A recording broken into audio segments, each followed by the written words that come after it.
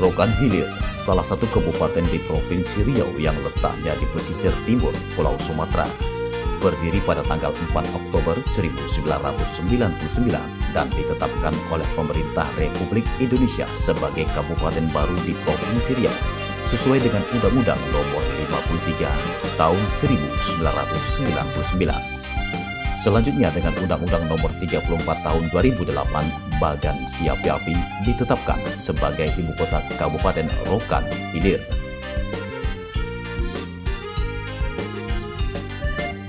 Ibu kota kabupaten yang berada di muara Sungai Rokan ini bernama Bagan Siapi-Api.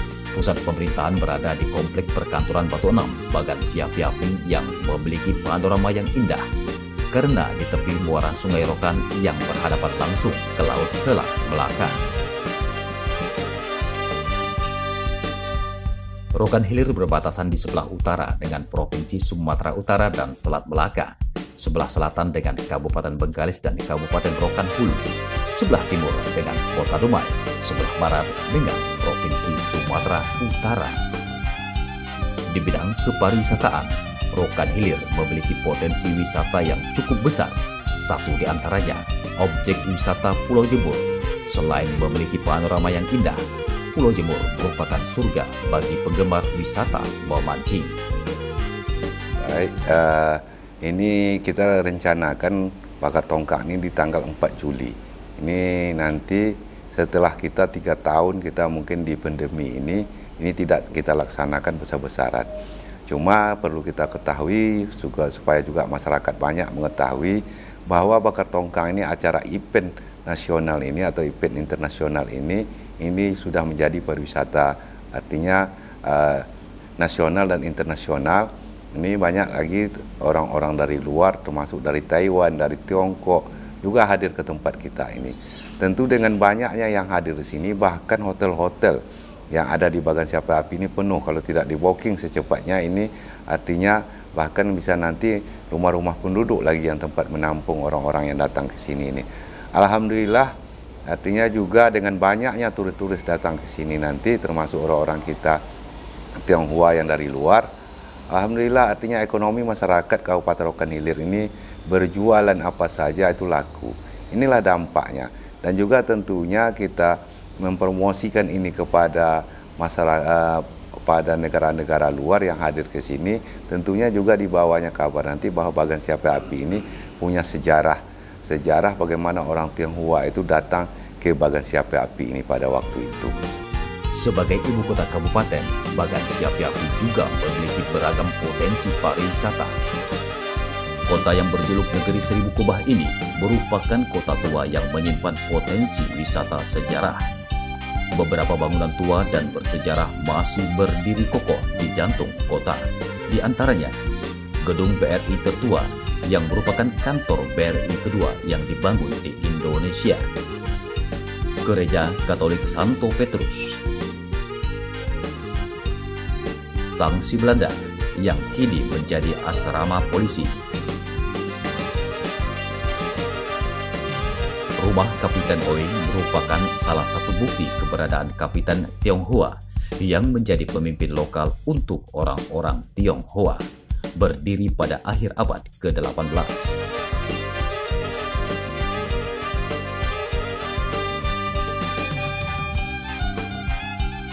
Kelenteng Ing Hock Kiong.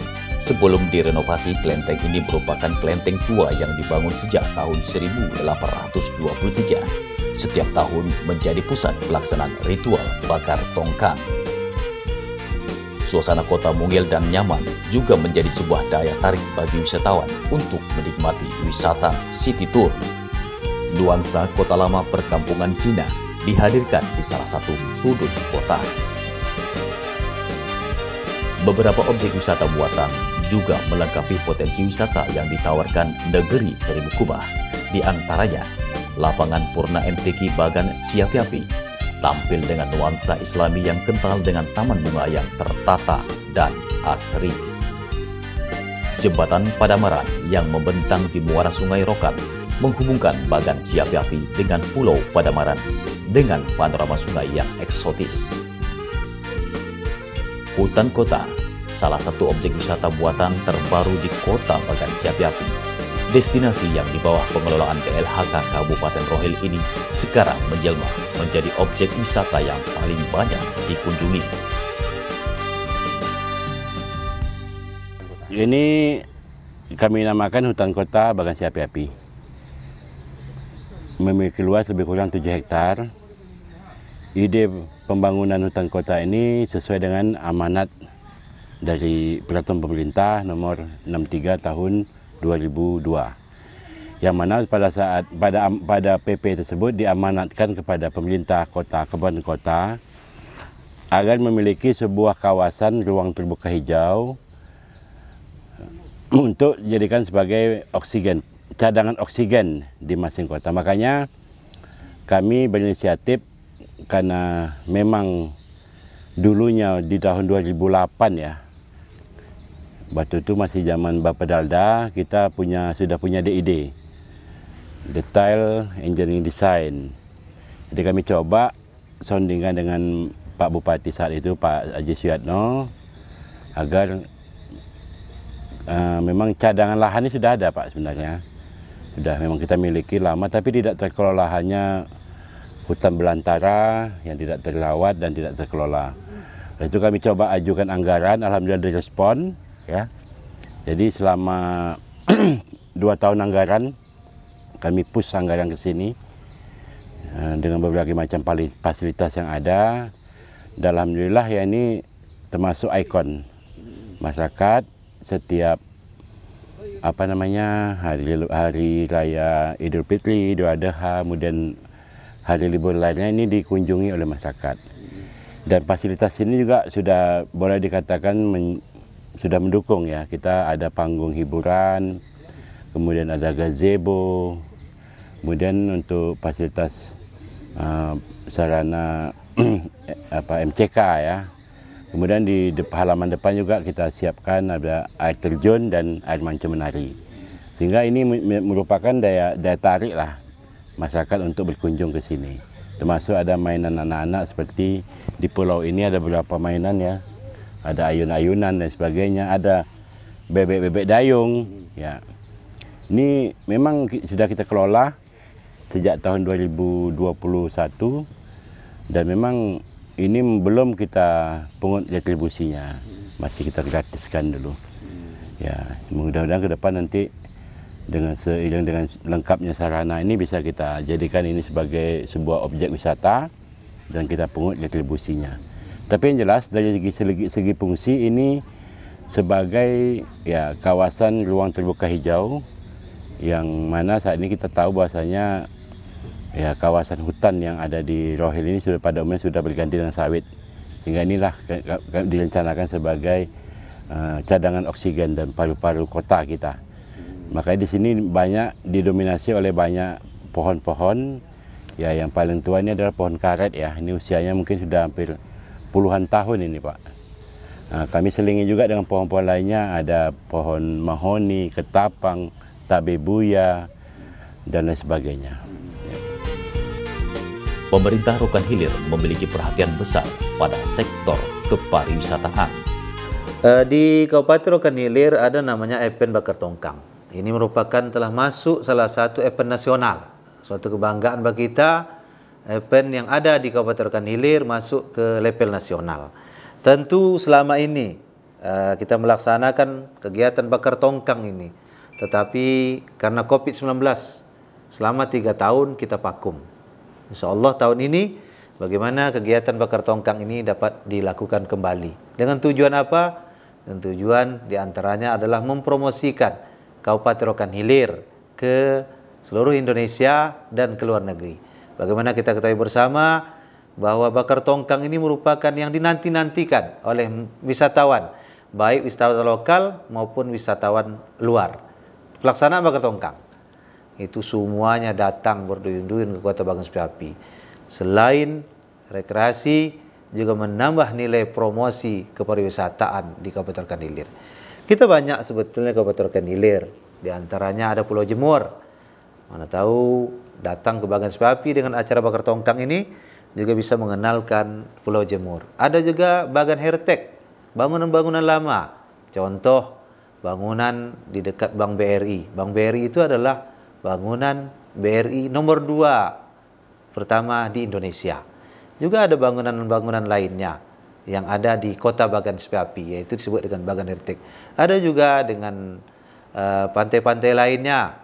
Ada Pulau Tilan, kemudian di pesisir ada pariwisata yang ada di Panipan.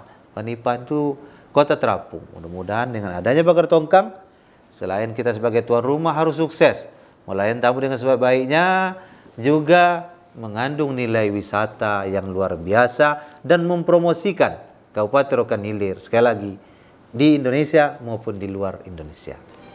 Dukungan diberikan kepada event-event yang dianggap mampu mendongkrak jumlah kunjungan wisatawan ke kabupaten di hilir Sungai Rokan ini. Salah satu di antaranya adalah event Festival Bakar Tongkang.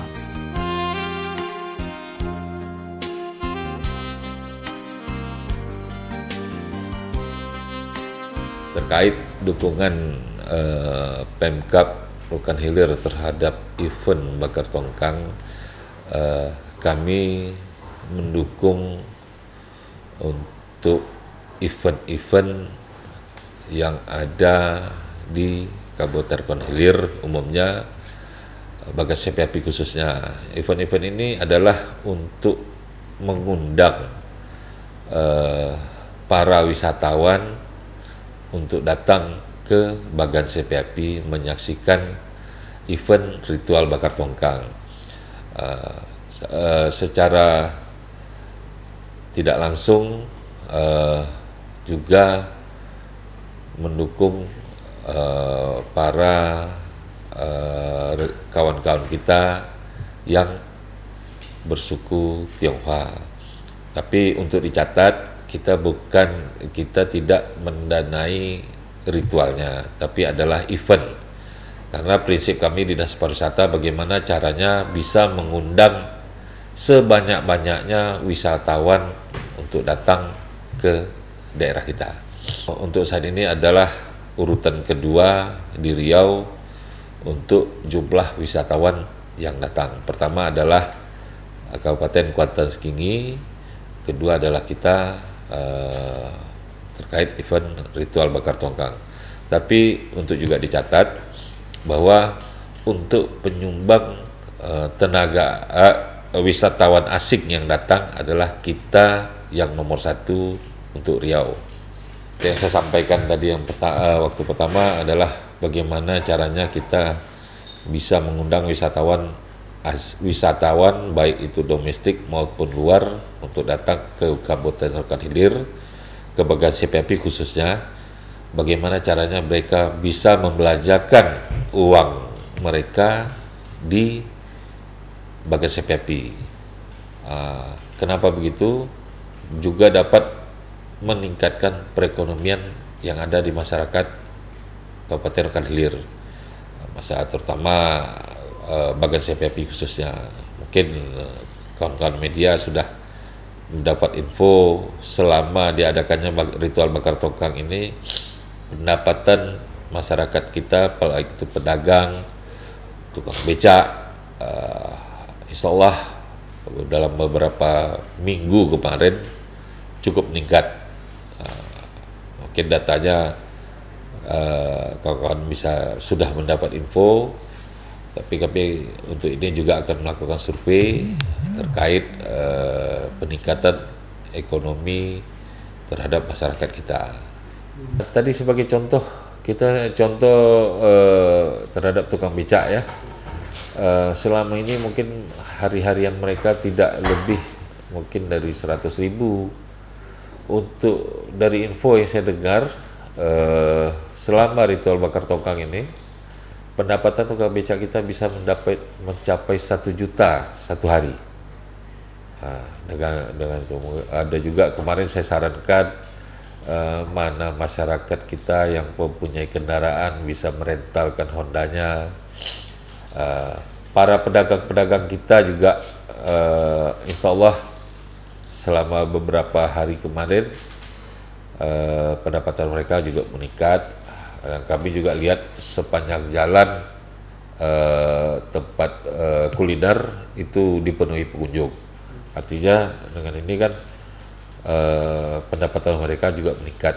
Artinya juga meningkatkan juga perekonomian bagi mereka.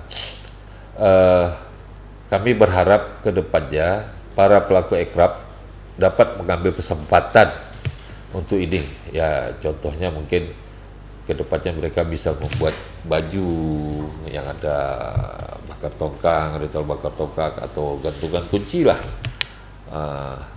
Itu mereka bisa mengambil kesempatan itu. Memang kemarin itu banyak, cuma kebanyakan pedagangnya dari luar. Kita berharapkan pelakunya adalah masyarakat kita, supaya perputaran uangnya tetap berada di Kabupaten Rokan Hilir. Kalau kita bukan memilah-milah atau apa, tapi kalau pedagangnya dari luar, artinya keuntungannya kan nanti dibawa keluar daerah kita. Tapi kalau pedagang pelakunya adalah dari kita, insya Allah perputaran uang tetap ada di bagasi PAPI, khususnya Kabupaten Rokan Hilir umumnya. Bagi pemerintah Rokan Hilir, Festival Bakar Tongkang menjadi penting sebagai salah satu objek wisata yang memberikan multi manfaat bagi masyarakat Kabupaten Rokan Hilir. Jadi inilah gunanya supaya juga daerah kita, Kabupaten Rokan Hilir ini dikenal di mancanegara sana. Baik juga dari Malaysia, mau juga orang-orang dari Jakarta, orang kita Tionghoa yang sukses. Dan alhamdulillah orang ini betul-betul artinya pemodal-pemodal semua bakar tongkang ini tidak menggunakan uang APBD sama sekali. Cuma kami sebagai pemerintah juga menyiapkan semuanya, kami telah melaksanakan musyawarah dan mengundang seluruh suku-suku yang ada di Kabupaten Rokan Hilir ini bagaimana untuk persiapan bakar tongkang ini. Supaya juga nanti orang yang berkunjung di tempat kita ini merasa nyaman, terlindungi, aman. Artinya kita tidak boleh berbuat yang tidak-tidak. Termasuk juga kita himbau seluruh masyarakat kita supaya santun terhadap orang-orang yang datang di Kabupaten Rokan Hilir ini. Ini gunanya supaya pariwisata yang ada di Rokan Hilir ini makin dikenal baik di negara kita maupun negara mancanegara nantinya. Apalagi orang-orang Tiongkok, orang Taiwan, bahkan orang Makau juga hadir di tempat kita. Ini gunanya masyarakat kita harus kompak juga, karena banyak orang luar ini. Mari orang ini kita jaga bersama supaya dia merasa aman dan nyaman di tempat kita ini. Secara ekonomi, event Bakar Tongkang memberikan dampak pada peningkatan pendapatan masyarakat selama festival berlangsung. Di Kabupaten Rokan Hilir ini ada beberapa objek wisata yang mungkin ke depan ini perlu kita kembangkan dan kita tingkatkan. Pertama, potensi pariwisata yang ada yaitu seperti Pulau Jemur. Tetapi dengan kondisi jarak tempuh ke Pulau Jemur itu juga cukup jauh dan transportasi di sana juga belum ada. Ini juga mungkin agak sulit. Untuk itu kami juga beberapa kesempatan sudah menyampaikan ke Kementerian Pariwisata Ekraf Republik Indonesia bagaimana potensi ini bisa diangkat. Karena potensi alam yang ada di Pulau Jemur ini cukup bagus. Nah, pantainya adalah pasir putih dan hari ini Pulau Jemur adalah tempat salah satu penangkaran penyu, yang mana penyu ini adalah hewan yang dilindungi dan di sana itu memang belum ada masyarakat yang tinggal di sana, tetapi ini adalah satu pulau yang berada pulau terluar dari wilayah Provinsi Riau. Nah, sampai hari ini Pulau Jemur itu masih dijaga dengan ketat oleh dari Lanal yang dulu ini di bawah Lanal Dumai. Nah, hari ini karena masih jarak tempuhnya dekat ke arah Tanjung Balai Asahan dan ini masuk wilayah Tanjung Balai Asahan. Nah, yang kedua, event yang sangat besar yang pasca Covid ya, yang dulu sebelum waktu pada saat terjadi Covid, event pariwisata Bakar Tongkang ini juga sangat luar biasa. Luar biasa hal ini juga. Nah, pemerintah pusat juga mengambil daripada momen ini dijadikan event kalender nasional Bakar Tongkang ini. Karena kenapa? Memang pelaksanaan bakar tongkang ini adalah ritual orang Chinese gitu kan, orang Chinese. Nah ini ritual ini hampir setiap tahun mereka lakukan. Mungkin kemarin 3 tahun terakhir ini belum dilakukan karena COVID, dan insya Allah di 2023 ini akan dihidupkan kembali untuk ritual bakar tongkang ini. Nah event ini juga sangat bermanfaat bagi masyarakat, karena kenapa? Ini juga akan mendatangkan turis-turis asing mulai dari Singapura, Thailand, Tiongkok, Cina. Dan ini antusias daripada masyarakat Chinese ini juga luar biasa untuk datang ke Bagan untuk menyaksikan, ikut serta dalam prosesi event bakar tongkang ini. Nah ini juga menjadi nilai positif tentunya bagi pemerintah Kabupaten Rokan Hilir, pemerintah provinsi, dan Indonesia. Karena ini nanti turis asing yang akan masuk ke Kota Bagan CPAP ini cukup luar biasa. Dan sampai hari ini, kemarin 2 hari yang lalu saya cross check, ini kamar-kamar hotel sudah full semua. Karena pelaksanaan event bakar tongkang ini insya Allah akan dilaksanakan pada tanggal 4 Juli 2023 yang akan datang. Nah tentunya tadi kita sudah melakukan persiapan-persiapan itu, dan baru rapat awal dan mungkin ada rapat berikutnya dalam upaya mendukung dan mensupport sehingga pelaksanaan event bakar tongkang ini bisa berjalan dengan baik, kondusif, dan dalam upaya juga untuk mempromosikan pariwisata yang ada di Kabupaten Rokan Hilir ini. Peningkatan pendapatan dirasakan oleh masyarakat dari berbagai tingkatan kelas ekonomi. Jadi kalau dampaknya ini pendapatan lah, bisa juga loh. besarnya macam apa? Biasa, lumayan lah bang. Kalau 500-an dapat juga sampai malam tuh bang. Akan dilipat lah dari hari. Iya. 2-3 kali lipat. Hah? Bisa berapa? 2-3 kali lipat? Iya, misalnya dari penghasilan Biasa. Biasa. Bahkan dampak yang lebih signifikan dirasakan oleh usaha penginapan. Tamu-tamu itu sebetulnya kebanyakan ya, rata-rata itu orang Bagan yang sudah pindah tinggal di luar kota. Bahkan ada yang udah tinggal di luar negeri juga, tapi rata-rata ya kayak dari Jakarta, dari Medan, bahkan dari kayak Bandung, agak jauh-jauh Kalimantan, situ pun ada, dan Pekanbaru. Jadi ini memang memberi dampak yang sangat positif untuk perekonomian di Bagan Siapi-Api ini. Jadi dari hotel sampai kepada rumah makan, semuanya merasakan efek positifnya. Jadi perekonomiannya itu bagus gitu. Jadi tentu berbeda dengan pada saat hari-hari biasa. Tentu dampaknya sangat besar ya. Kalau untuk hotel kami, saya bicara khusus Hotel Bagan ya. Jadi kalau hari-hari biasa, tamu-tamu itu kan sangat terbatas ya. Kalau orang nggak ada urusan, nggak ada yang ke Bagan. Terus juga nggak ada acara-acara khusus, orang juga nggak ke Bagan. Paling ya orang-orang sekitar sini mungkin yang para dari kantor-kantor aja mungkin ya kan. Sedangkan kalau yang untuk kaum Tionghoanya pulang itu karena mereka memang ada eventnya baru mereka pulang. Seperti misalnya kayak Cengbeng begitu mereka rame pulang. Begitu juga dengan Tongkang. Nah tamu-tamu kita ini ramenya di saat begitu. Pada saat ada event tertentu, nah baru rame. Sepertilah Tongkang ini yang membuat kamar itu tentu menjadi full ya. Dan ini juga dampaknya bukan cuma pada Hotel Bagan kami saja. Semua hotel juga jadinya full gitu. Bakar tongkang, sebuah ritual budaya lokal masyarakat Tionghoa Bagan Siapi-Api yang masuk kalender wisata nasional. Ritual bakar tongkang itu mungkin dulu ya, kalau kita sampaikan dulu merupakan tradisi-tradisi dari mungkin di kalangan Tionghoa saja. Tapi seiring dengan kemerdekaan Indonesia dan perkembangan dari daerahnya, dan akhirnya dari bakar tongkang inilah menjadi suatu wisata religi yang terkenal di Provinsi Riau, yang khususnya di Kabupaten Rokan Hilir ini. Inilah yang berkembang terus menjadi satu wisata andalan di Riau. Bakar tongkang merupakan upacara persembahan di hari kemuliaan bagi masyarakat Tionghoa Bagan Siapi-Api.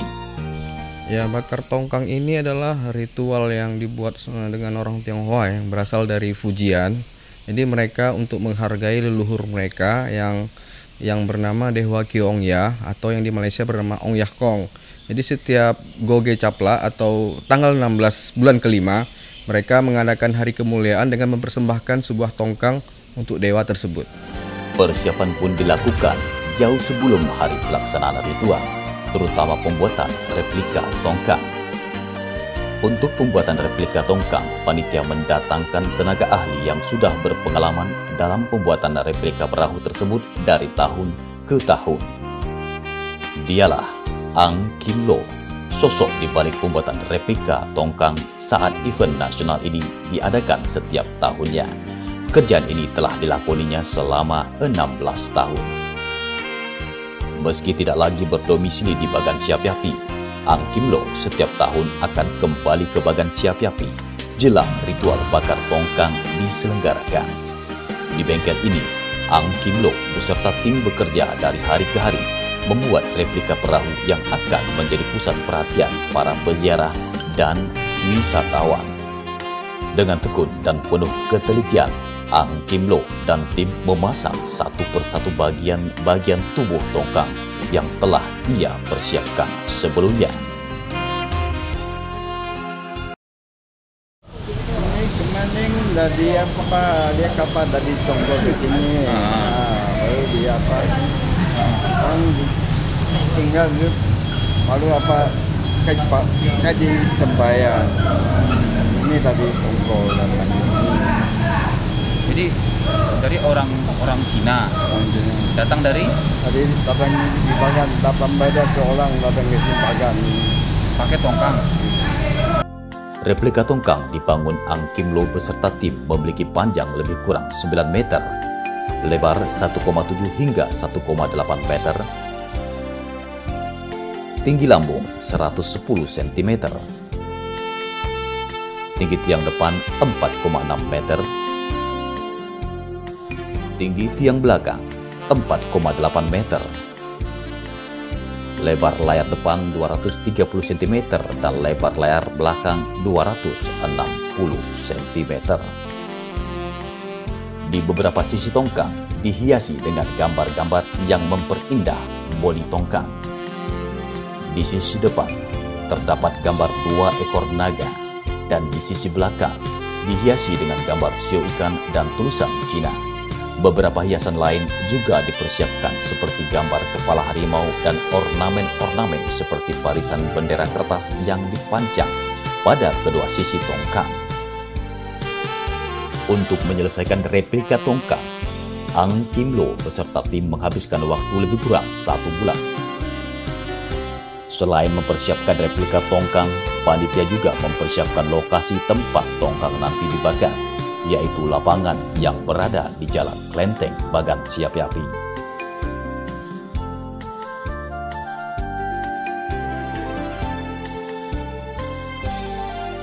Jelang hari pelaksanaan ritual, dilakukan beberapa ritual pendahulu, seperti ritual mengibarkan bendera perang. Ritual diawali dengan sembahyang meminta izin kepada Dewa Perang untuk menegakkan tiang bendera. Mendapatkan izin, tiang bendera pun ditegakkan secara gotong royong di depan Klenteng Ing Hock Kiong.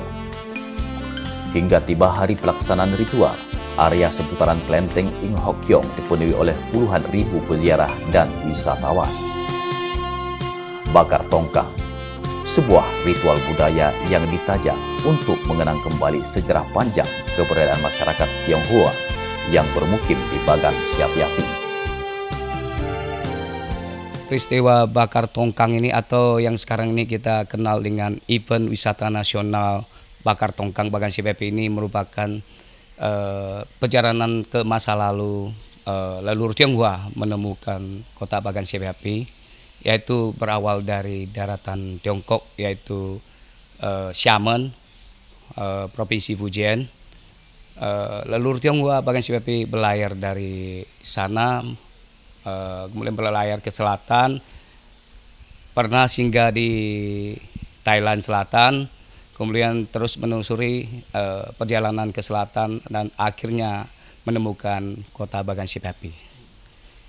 Dari situlah dimulai dari bakar tongkang ini, yaitu mengenang dan merasa bersyukur atas petunjuk dari Dewa Ki Wong ya, yang menunjuk bahasanya ada suatu daratan yang merupakan penghidupan yang baru buat kita semua. Iya, karena sejarahnya itu ketika leluhur Tionghoa mereka ingin mencari tempat peradaban yang baru yang mempunyai hasil daya alam gitu kan. Jadi mereka saat berlayar mereka dilanda oleh badai sehingga kapal mereka seperti ada bergelombang gitu laut. Terus mereka menemukan sebuah daratan baru gitu. Ada sebuah kunang-kunang yang bersinar dari kejauhan yang mereka mendekati dan mereka berhenti di situ dan mendirikan perkampungan baru. Kemudian perkampungan baru itu dinamakan dengan Bagan Api-Api seperti sekarang ini. Ya mereka sepakat untuk tinggal di sini karena memang sebelumnya sudah ada Bagan Api-Api tersebut. Jadi ketika mereka melihat ada sebuah cahaya api gitu, jadi mereka memutuskan untuk tinggal di sini sesuai dengan petunjuk dewa mereka, yaitu Dewa Ki Ongya yang sedang diperingati sekarang ini saat bakar tongkang ini gitu. Di puncak festival yang merupakan pembakaran replika kapal besar atau tongkang, kerumunan mengantisipasi dengan cemas di mana tiang utama akan jatuh. Warga setempat percaya bahwa arah di mana tiang utama jatuh akan menentukan nasib mereka di tahun mendatang. Jika tiang jatuh ke laut, mereka percaya bahwa keberuntungan setahun ke depan akan datang dari laut. Jika jatuh di darat, maka keberuntungan untuk tahun depan akan datang dari darat.